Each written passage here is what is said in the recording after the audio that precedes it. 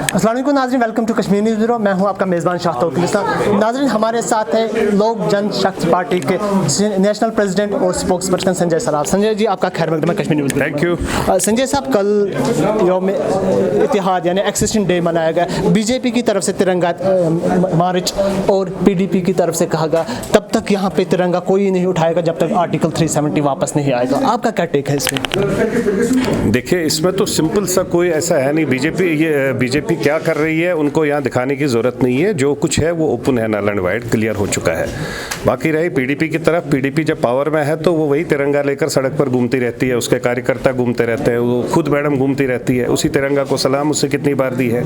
आज अगर वो पावर के बाहर है तो आज वो ये बात करे। हम तो चाहते हैं जब वो पावर में आ जाए, वैसे तो खुदा रशीन उसको वो सब बात है नहीं कि उसने बोला मैं इलेक्शन लड़ूंगी नहीं, और इलेक्शन नहीं लड़ेगी तो अच्छी बात है। अगर वो पावर में आती है तब आपको इससे पूछना चाहिए कि आप तिरंगा उठाएंगे या नहीं उठाएंगे। गुपकार डिक्लेरेशन पे आपके क्या टेक है? कुछ भी नहीं है, गुपकार ड्रामा है। ये जस्ट रिवाइवल चाहते हैं सभी पार्टीज अपना, और वो रिवाइवल इनका नहीं हो रहा है। ये लोग पहले जेल में थे, किसी ने कोई आवाज़ नहीं उठाई। मैं कश्मीर में घूम रहा था उस वक्त भी, तो कश्मीरी कहते ठीक है इनको जितना दिन रखो। मैंने भी प्रेस में बोला था इनको जितना दिन रखो उतना ज़्यादा अच्छा रहेगा जम्मू कश्मीर के लिए, इन पर्टिकुलर वैली के लिए।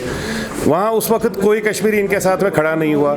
उसके बाद में ये आ गए इसमें, उसके बाद इन्होंने गुपकार डिक्लेरेशन के बाद ये मीटिंगें स्टार्ट कर ली, तो इस पर भी कोई नहीं आया। अब इन्होंने एक और पार्टी बनाई, डॉक्टर फारूक साहब प्रेसिडेंट, दूसरा वाइस प्रेसिडेंट, तो सभी पार्टीज़ को मर्ज करके एक पार्टी बनाई। तो आई डोंट फील कि इट हैज़ बिग मीनिंग। अगर कुछ मीनिंग होता तो फिर कश्मीर वैली में कुछ भी नहीं तो कम से कम 10-20 हज़ार बच्चे ही फील्ड में आ जाते। क्या आप चाहते हैं जो कश्मीर है यहाँ पे, जो जम्मू एंड कश्मीर की बात कर रहा हूँ, स्पेशल स्टेटस है वो वापस आ जाए? देखिए, मेरे कहने ना कहने से कुछ नहीं होगा। ये मैं आपकी राय जानना। देखिए मैं I am an practical person. हमारे इमोशनल सेंटिमेंट सबके साथ जुड़े हैं, पर्टिकुलरली 370-35 से कि हर एक जम्मू कश्मीर के लोगों के साथ, चाहे वो जम्मू में रहता है या कश्मीर में रहता है, सबके सेंटिमेंट जुड़े। लेकिन वो हैव टू बी प्रैक्टिकल। हम पढ़े लिखे हैं। 370 हमें मिला पार्लियामेंट से, एक्सेशन डे के बाद में 370 मिला, कुछ 56-57 जो भी था डेट, आई एम सॉरी मेरे को पूरा याद नहीं है, जब वो पार्लियामेंट में पास हो गया। उसके बाद में जब इस बार गया तो पार्लियामेंट से गया, जब वापस भी आएगा तो पार्लियामेंट से आएगा। तो संजय सराफ के कहने से ना कहने से इट हार्डली मैटर्स। पार्लियामेंट से गया, लेकिन जो यहाँ की जो लोकल असेंबली है उसका क्या रोल था? वो तो उस टाइम है ही नहीं। लोकल असेंबली तो नहीं थी, लेकिन आपका गवर्नर जो था तो गवर्नर ने क्लियर कर दिया ना, governor was representing on behalf of the local assembly. दूसरी पॉलिटिकल पार्टीज कह रहे हैं जो आर्टिकल 370 यहाँ से हटाया गया, स्पेशल स्टेटस यहाँ से हटाया गया, वो इलीगल था क्योंकि उस वक्त कॉन्स्टिट्यूशन असेंबली नहीं थी। आपका क्या कहना है इस पर? वो भाई टेम्परेरी था।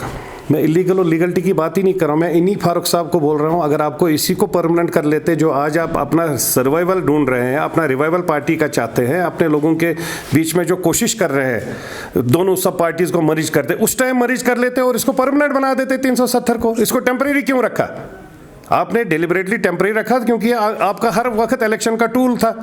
एक बोलता था अगर 370 पर हाथ लगेगा तो अगर हम लोग गए तो 370 कंट्री ये स्ट्रांग नहीं होगा। दूसरा कहता था आज़ादी, तीसरा कहता था ग्रेटर ऑटोनॉमी, फिर कहते थे सेल्फ रूल, फिर कहते थे और पावर्स मिलेंगे और स्ट्रेंथन करना है। तो ये सब चीज़ें सब नोटंकी और ड्रामा कर रहे थे ये लोग। They got totally exposed in front of the people of this place. That is the reason. अब Jammu Kashmir in particular Kashmir valley के लोग they are not bothered for them. आपको भी लग रहा है जो गुपकार डिक्लेरेशन आप इलेक्शन टूल है इनके लिए?